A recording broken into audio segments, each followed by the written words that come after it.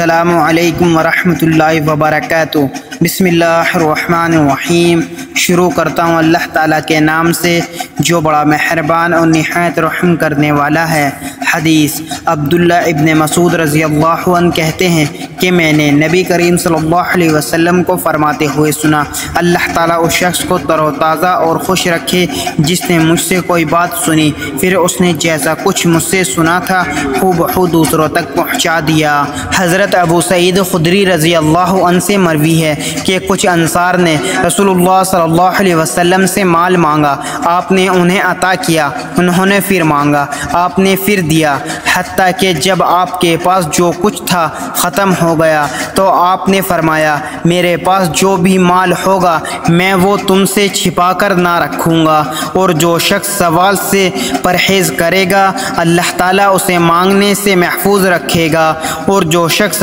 صبر کرے گا اللہ تعالیٰ اسے صابر بنائے گا، اور کسی شخص کو صابر سے زیادہ اچھا اور وسیع عطیہ نہیں دیا گیا۔ حضرت ابو ہریرہ رضی اللہ عنہ سے روایت ہے کہ رسول اللہ صلی اللہ علیہ وسلم نے فرمایا،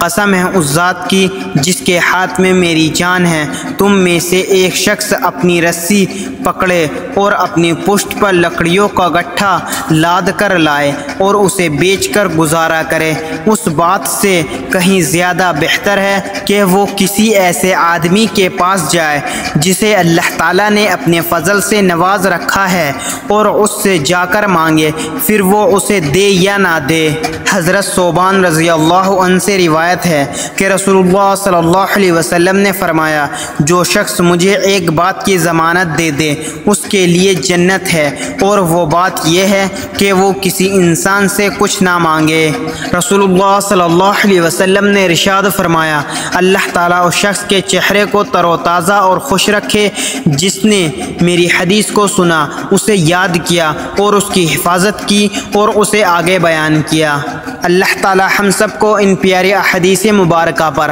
عمل کرنے اور اپنی زندگیوں کو سنوارنے کی توفیق عطا فرمائے، آمین۔ مزید اسی طرح کے اسلامک ویڈیو کے لیے اگر آپ نے ابھی تک چینل زمان ملک کو سبسکرائب نہیں کیا تو سبسکرائب کر لیں اور ویڈیو کو لائک اینڈ شیئر ضرور کریں۔ جزاک اللہ، شکریہ۔